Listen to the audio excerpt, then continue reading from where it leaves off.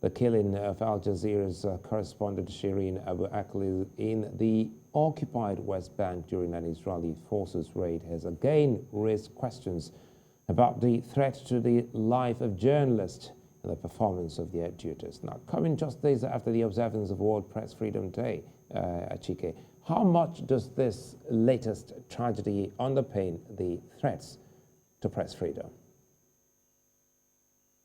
Yeah, well, it is exceedingly unfortunate what happened to Shireen.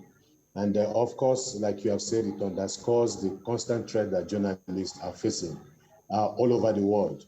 In fact, this year alone, about 27 journalists have been killed. I mean, this has been a very deadly year for journalists. 8 of them in the city of Mexico, in Mexico, 7 of them in Ukraine. That could be understandable because of the war that is going on in Ukraine. And then 28 countries are rated bad places to be in for journalists all over the world. So it is really, really a terrible time, for journalists. And obviously, if you look at, on the basis of, eyewitness report about what happened there to Shireen, why the Israelis are claiming that that they were under attack and they were involved in a military operation against against attackers, Palestinian attackers. The journalists who were with Shireen at the time of the shooting said that there was nothing like that. There were about 4 of them standing with her when she was shot. In fact, they see it more as an assassination, attempt. So this is really a problem that journalists all over the world are facing, especially in conflict situations. But of course, we also know that really she was, or they were dressed in the press gear, identifying them as press people with all the relevant gears and so on, and yet this tragedy happened. So journalists essentially are facing all kinds of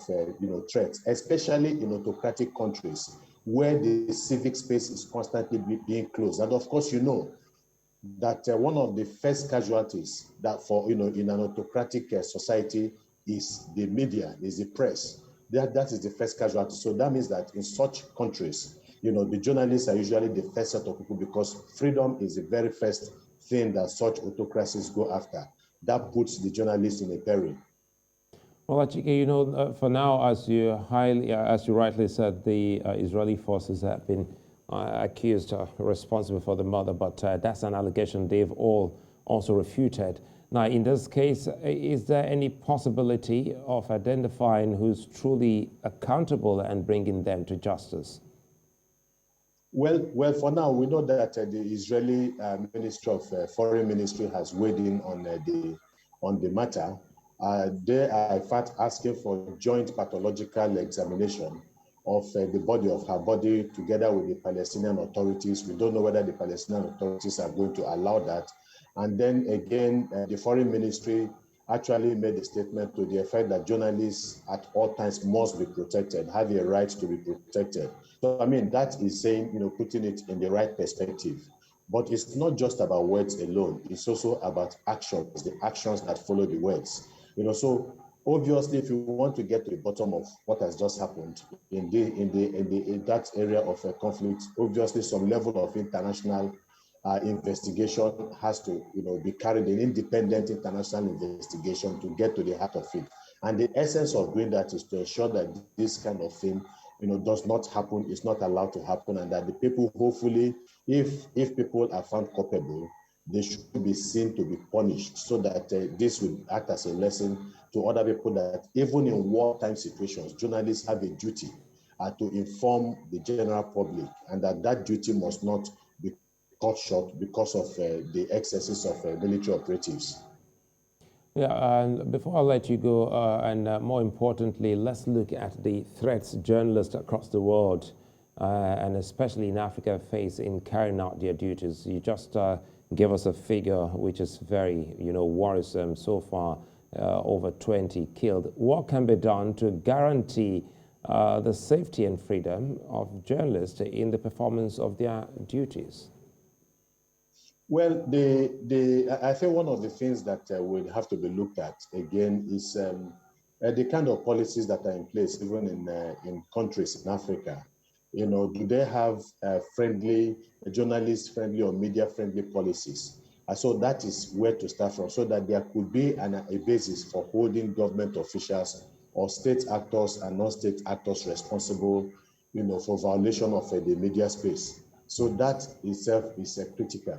And then we also need members of the media, the press across the African continent, to act in unison, to act as one, because I mean, any threat against any journalist that is actually carried out is a threat to all the other journalists within the African continent. So we want to believe that they know that they are under threat. Therefore, they have a duty and obligation to work together and to stick together, to stem the tide. And then, of course, we also to encourage the civil society also, because they have a role in ensuring that the democratic space is not constricted, that to ensure that the ideals of democracy, especially when it comes to the freedom of the press, are not just observed only in speech, but that it is practicalized by putting pressure on government and government institutions, especially the national assemblies of countries, to ensure that they have friendly,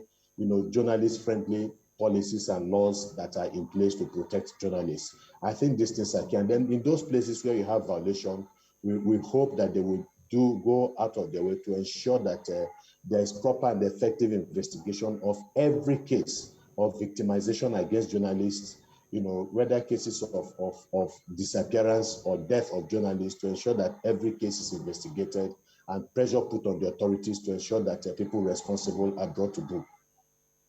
Achike, Chude, many thanks for your time. It's been a pleasure. Thank you.